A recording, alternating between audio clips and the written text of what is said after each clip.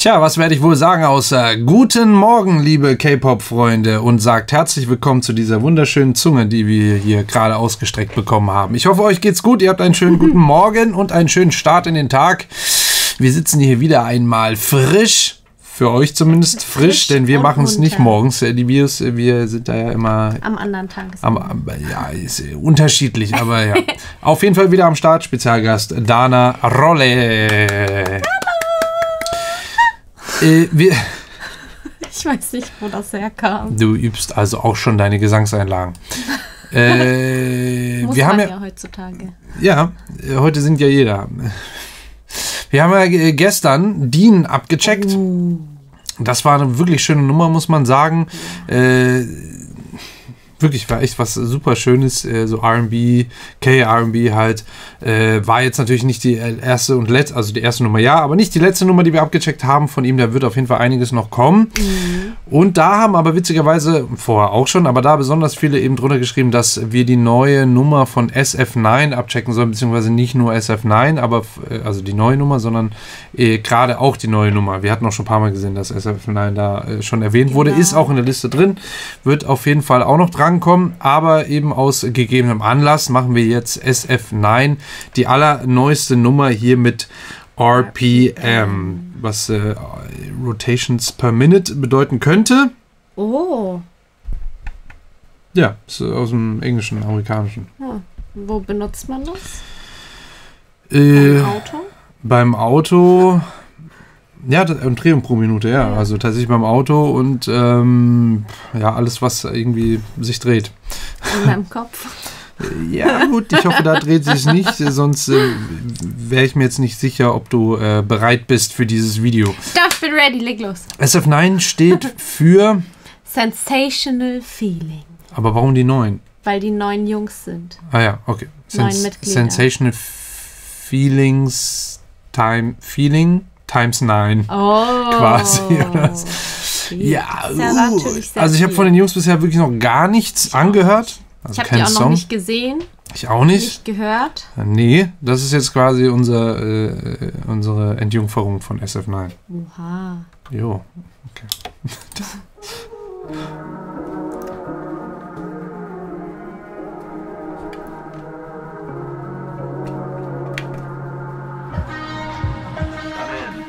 Yeah, 눈에 들어와 감이 확 오네. Her boom boom 걸려 killing me. Her boom boom 상승 기류에 차고 올라가려 I just feel it. Yeah. 빠르게 더 밟아봐 넌 부딪히면 speed up. 비켜봐다 비켜서 날 떨어진 가동시 pick up. 어두운 tunnel lights. Gibt's jetzt nur koreanische Übersetzungen? Ja, scheint so. Ist es nicht koreanisch? Nee, ich ne? dachte schon, eigentlich. Kann es sein, dass es chinesisch ist? What? Okay. Ja, auf jeden Fall bin ich schon mal sehr überrascht, weil einfach E-Gitarren spielen, ne? Also sehr... Oh. Die auf rechts-links gemischt sind, so dun dun dun dun dun dun, genau.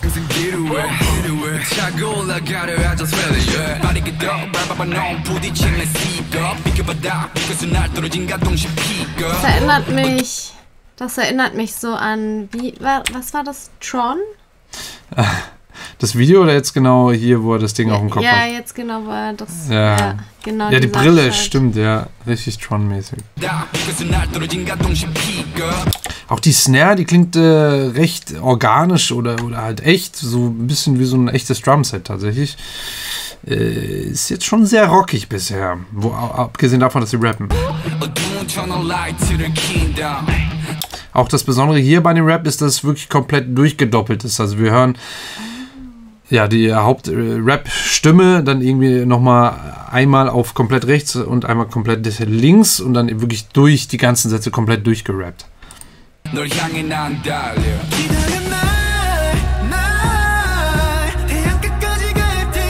Schön.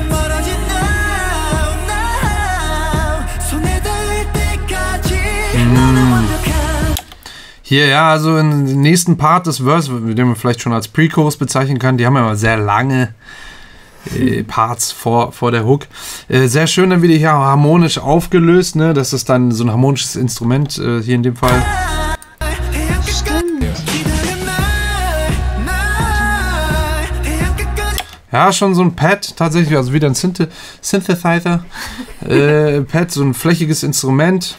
Also es wird einfach immer Pad genannt, das auf Deutsch übersetzt, wenn flächiges Instrument. Da kann man sich schon was drunter vorstellen. Wenn du Ja, das so sagst. dafür bist du ja da hier bei Pro vs. Con. Wenn ich das sage, dass du quasi kontrollieren kannst, versteht man das als Laie. Also so wie du es dann manchmal erklärst, deswegen bringe ich auch oft so bildliche Dinger mit ein, dass man sich irgendwie oder versucht so einen anderen Vergleich herzustellen, damit man sich vielleicht andersrum besser vorstellen kann.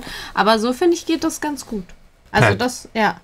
Also es Flächig, genau. Ja, aber es ist halt ein Instrument, was einen Klang, also ein Synthesizer ist eben ein elektronischer Klangerzeuger, kann man auch nochmal vielleicht sagen. Da gibt es ganz, ganz viele verschiedene, die da eben so ihre Besonderheiten haben, vielleicht bestimmte Klangerzeuger verbaut haben nochmal, also bestimmte Prozessoren oder irgendwelche Module oder sonst irgendwas. Da gibt es halt vor allen Dingen in den 80ern sehr, sehr viel gebaut worden. diese 80s. Genau, die ganzen Sounds. 80s Sounds, wo dann eben viele Genres daraus entstanden sind. Aber wir hören das bis heute natürlich auch immer noch sehr viel, weil er sehr viel sich entwickelt hat, Modulierweisen und was weiß ich was alles. Und das Ganze eben auch noch als Plugins. Gibt es eben auch Synthesizer, die alte Synthesizer, Klassiker. Es gibt so richtige Klassiker aus den 80ern, die man so als Hardware kaum noch bekommt. Oder wenn dann sehr teuer oder sehr kaputt.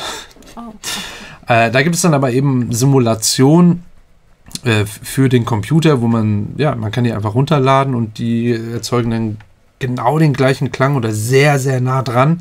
Das kann man als Laie kaum noch unterscheiden. Und auch die Audiophilen, die Produzenten, die Engineers, die streiten sich da auch, ob man da zwischen analog und digital da wirklich noch unterscheiden kann.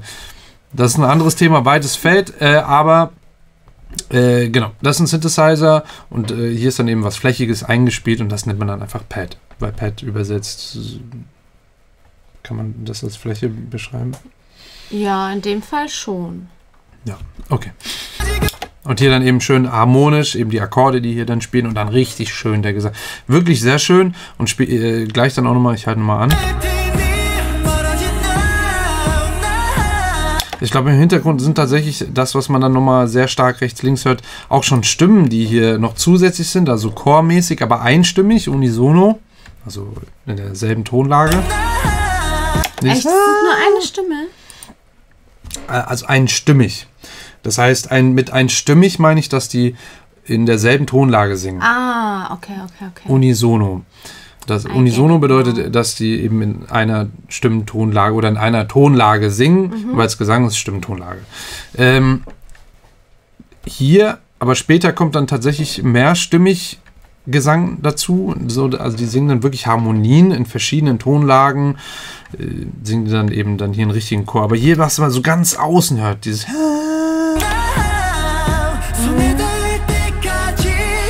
Genau, und hier ist dann eben mehrstimmig der Chor, der den Text dann mitsingt. Vorher ist es ja nur ein Laut oder ein Vokal, der gesungen wird.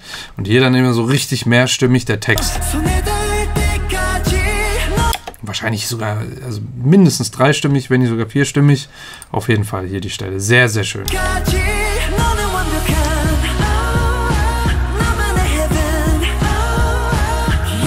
Selbst diese die sind auch drei- oder vierstimmig. Kick, ne?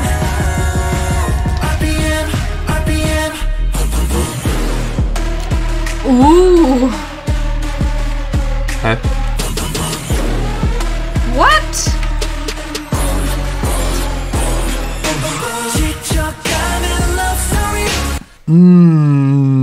What? Ja, wäre grundsätzlich nicht schlecht gewesen, aber ich kann gerade sofort da nicht mitfühlen, weil, kann ich euch ganz genau sagen, es ist zu breit. Es ist irgendwie, es klingt nicht gut. Echt? Ich finde es nicht gut, ne. Ne, weil die wollten, das höre ich so voll raus, die wollten, dass es ganz, ganz weit, ganz offen, ganz breit wird. Und da gibt es einige Plugins, die nennen sich dann eben entweder so Stereo Enhancer oder Imager. Imager vor allen Dingen ist eher so der Begriff, wo man dann eben ein Stereo-Signal oder ein Monosignal, aber meistens geht man eigentlich schon von einem Stereo-Signal aus, das vielleicht eng klingt, kann man dann noch breiter aufmachen. Und das durch bestimmte Algorithmen berechnet das dann wie es wäre, wenn das Signal, was vorhanden ist, breiter wäre, und das kann dann eben berechnen. Man kann sogar einstellen, wie lang quasi oder wie breit dieser Stereo-Effekt sein soll, auf wie viele Millisekunden verzögert und so weiter und so weiter. Und so kannst du dann dieses Stereo-Effekt extrem rausziehen. Also, und so extrem, dass es einfach eigentlich nicht mehr möglich ist, also total unnatürlich ist. Wenn man da an dieser Schwelle ist, zwischen diesem Unnatürlichen und diesem geht gerade noch, dann kann man in bestimmten Situationen einen sehr geilen Effekt erzeugen. Ja, mal abgesehen davon. Aber hier ist es so, dass die scheinbar auf die Summe, also alles, was an Signalen rausging am Ende, die so einen Stereo-Enhancer oder Imager eben benutzt haben und der dann einfach viel zu breit ist. Und in der Mitte ist nichts mehr. Und das ist ein Problem, weil in der Mitte muss was sein, gerade wenn es ballern soll, wenn es pumpen soll, wenn es drücken soll, wenn irgendwas passieren soll. Und sonst wirkt so synthetisch voll, aber irgendwie fehlt. Genau, das ist wie, manchmal gibt es so beim Fernseher oder bei so HiFi-Anlagen, gibt es einen Knopf, der nennt sich Spatial, wird das geschrieben, so ein Spatial-Effekt. Oder ja, der teilt dann das Signal, was da ist, teilt er dann nochmal auf und macht da dann eben genau diese Stereosimulation. Das gibt es sehr oft bei Fernsehern und eben ich kann mich daran erinnern, bei alten HiFi-Anlagen und so hatte man das auch noch. Heute wird man das wahrscheinlich dann anders bezeichnen, irgendwie Surround-Effekt oder sowas, dass man dann zusätzlich einen Surround einschaltet. Der macht eigentlich im Endeffekt genau das Gleiche. Der macht so auch so ein Stereo-Imaging.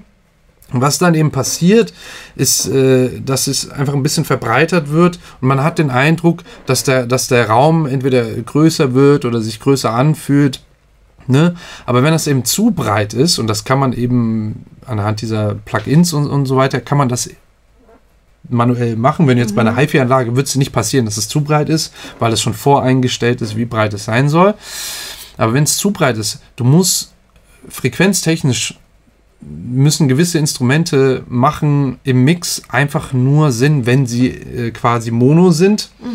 Also ein Signal und das dann auch wirklich abgemischt in der Mitte oder in der Nähe von der Mitte zumindest. Und das sind eben vor allen Dingen tieffrequente Frequenzen und die bekommen wir woher?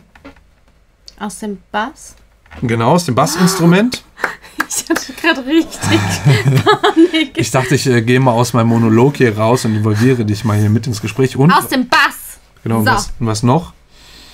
Aus den Pads? Ja gut, Pads haben natürlich, je nachdem, wie man den Synthesizer anlegt, kann ein Pad, also ein Klang von einem Synthesizer oder einem anderen im Bass auch was tun. Aber wir gehen von den tieffrequenten Sachen aus, also erstmal der Bass und die Kick. Ja, also die wollte ich auch sagen. Ja, genau. Ich habe nur überlegt nochmal, wie es heißt, weil ich nicht sagen wollte, die große Trommel. Ja, Bassdrum, ja, die große Trommel, die größte Trommel, die tiefe Trommel, kann man auch sagen vielleicht. Die Bassdrum. Die Bassdrum, genau, aka Kick. Genau, das ist eine sehr kaputte Kick, aber gibt's auch. Die hat ja auch eben einen tieffrequenten Bassanteil, der meistens eben so um die 80, 90 Hertz rum ist.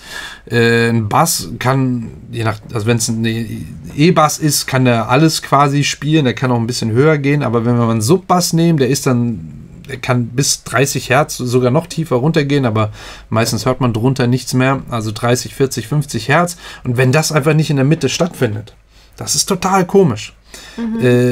Das hört sich einfach komisch an, es fühlt sich komisch an, wenn man es überhaupt noch fühlt. Und das, was hier passiert ist, glaube ich, dass die eigentlich einen guten Mix hatten vielleicht und dann am Ende auf dem Master oder vielleicht auf dem Mix auch vor dem Master das dann einfach so ganz breit gedreht haben. Deswegen klingt es total weird. Und das ist eigentlich das, was sie produziert haben. Also das, wie es hier arrangiert ist, wie es geschrieben ist und die Sounds, die sie ausgewählt haben, die sind sehr fett. Die sollen auch sehr fett wirken. Würden sie auch, aber nicht so. Okay. Und jetzt hören wir uns den Part nochmal an.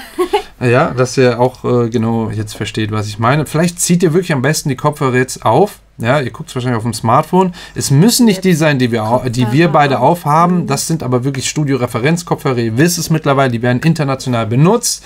Deswegen habe ich sie unten auch verlinkt, damit ihr sie auch abchecken könnt und eventuell euch selber leisten könnt. Weil Preis-Leistung bei diesen Kopfhörern ist wirklich unschlagbar gut. Oh ja. Es gibt wirklich es gibt teure Modelle und hin und her. Aber dafür, dass es internationale Referenzkopfhörer sind in Studios, ist der Preis der Hammer. Ja? Und wenn ich überlege, was ich teilweise für Beats bezahlt habe, und das sind nur HiFi-Kopfhörer.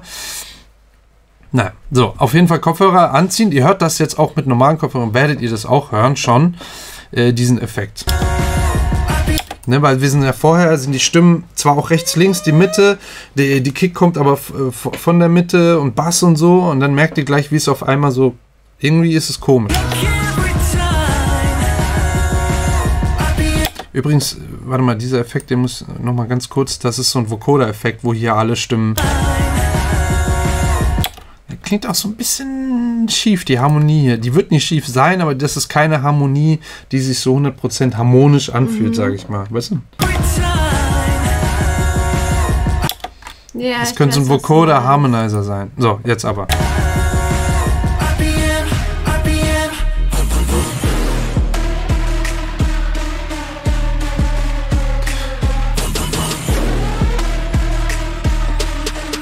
Nee, die Kick ist sogar tatsächlich noch in der Mitte, und der Bass auch, aber sehr schwach. Oder? Ich finde nicht, dass sie so richtig pumpen, nicht richtig drücken. Und dann eben dieser Synthesizer, der die... Ich habe auf jeden Fall gemerkt, jetzt wo ich drauf geachtet habe, dass sehr weit klingt. Sehr, sehr weit.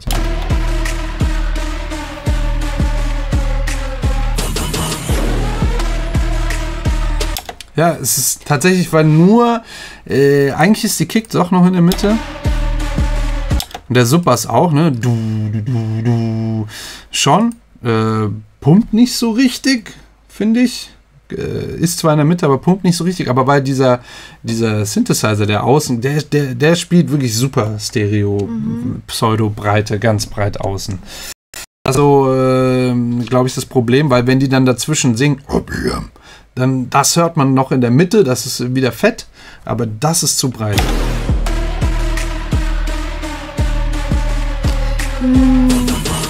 Ah, bum, bum, bum. Ja.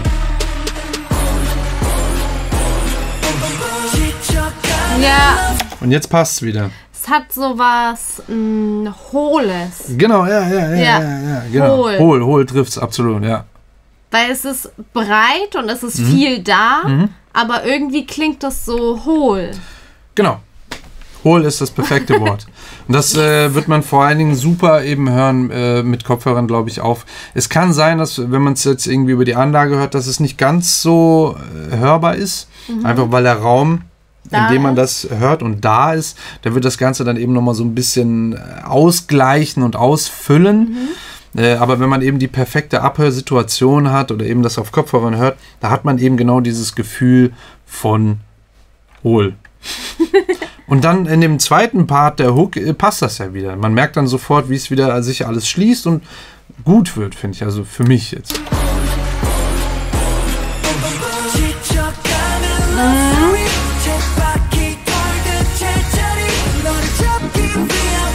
Ich meine, die Chords, die hier spielen, die sind auch schon sehr breit, aber dadurch, dass alles andere gefüllt ist und die Stimmen wieder da sind und alles, ist das nicht so schlimm. Da haben die so eine Platzierung, ne, aber das ist gut, dass sie eine Platzierung haben, ja. Ganz, ganz breit außen die Platzierung, aber alles andere ist ja auch besetzt. Ja? So kann man sich das ein bisschen vorstellen.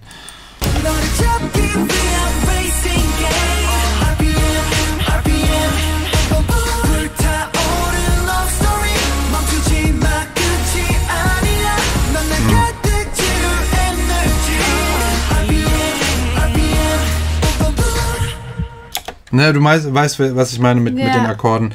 Die sind super, super breit. Auch hier. Aber dadurch, dass die Stimmen dann sehr platziert sind und komplett auch die Harmonien singen und das Ganze sich harmonisch dann auffüllt, aber eben auch, vor allem durch die Platzierung, wirkt es dann nicht mehr so hohl wie in der ersten Hälfte. 어디까지 갈지는 나도 몰라 말대도 쉬지마 저 끝까지 어디든지 함께 달릴 수 있어 Get up, get up, get up in my flight Das ist schön.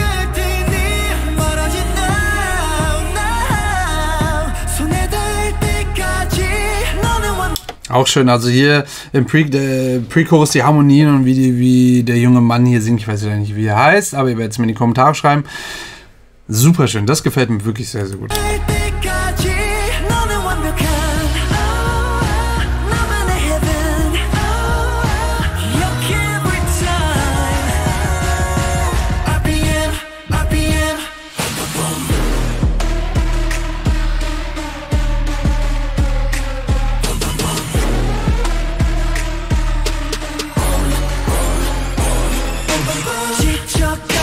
Ja.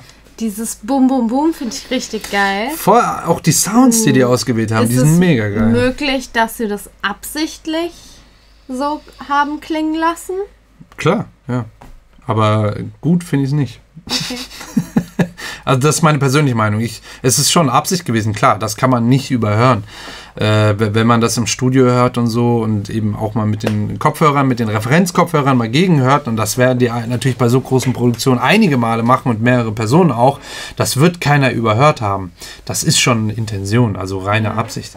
Aber ich persönlich finde es nicht gut so. Okay. Weil da gibt es auch in der K-Pop-Szene, Genre-Branche, gibt es einige Songs, die auch diesen super Knall-Effekt haben, auch so geile Synthesizer-Sounds hier drin haben. Aber ich finde auch dadurch, dass es so hohl ist. Und dann trotzdem so krass klingen. Dadurch, dass es so hohl ist, klingt es gar nicht so fett. Eben, ja, das ist ja das, was ich meine. Okay. Das ist genau das, was ich meine. Also es ist schon fett irgendwie, aber... Die Sounds, die ausgewählt wurden, sind extrem fett. Die würden, wenn die richtig angelegt sind, würden die alles wegballern.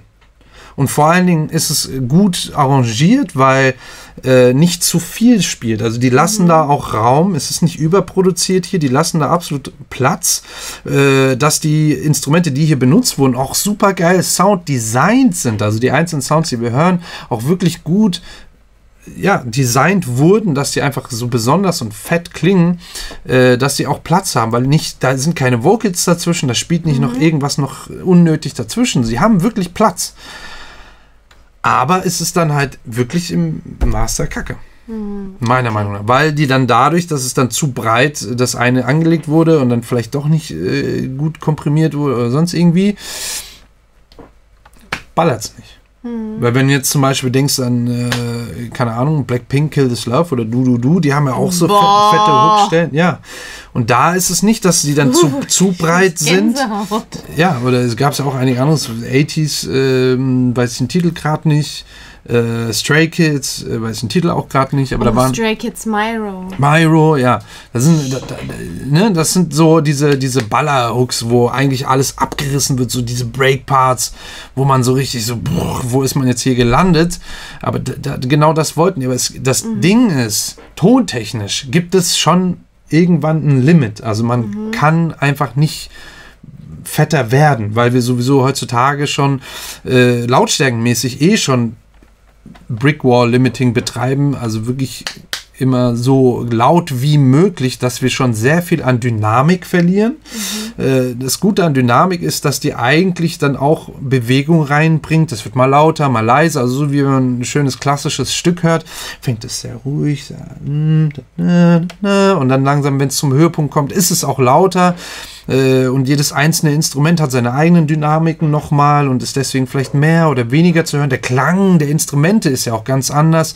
Wenn ich eine Saite härter, lauter anschlage oder sanft anschlage und so durch diese ganze synthetische Musikentwicklung und dadurch, wie man heute eben mischen und mastern, vor allen Dingen im Mastern macht man besonders eben die Lautheit fest und die Dynamik, also entweder Dynamik oder Lautheit, beziehungsweise so die Waage zwischen beidem, wird heutzutage, um eben nicht abzuschmieren neben allen anderen Produktionen, möchte man so laut wie möglich sein. Und das ist auch so ein bisschen das Problem gleichzeitig, weil irgendwo ist dann halt die Grenze erreicht, vom technischen und physikalischen so gesehen, ja. Und dann versucht man dann mit Mitteln wie eben das dann breiter zu machen oder so, dass Dinge dann irgendwie fetter sind. Aber das hat einfach natürliche Grenzen, sage ich mal.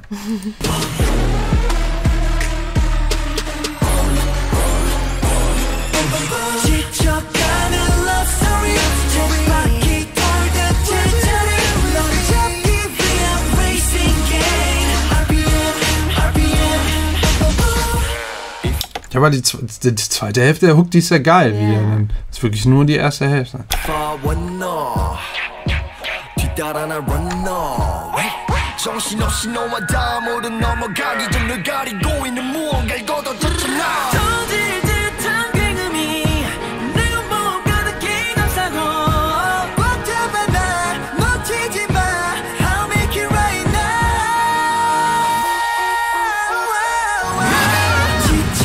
Geil, schön, sehr schön.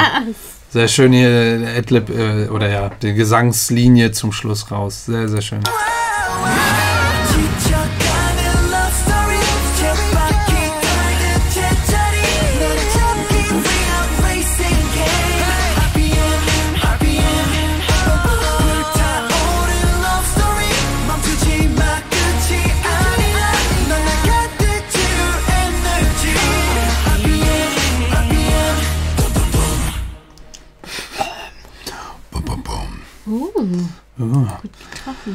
Ja, Wahnsinn.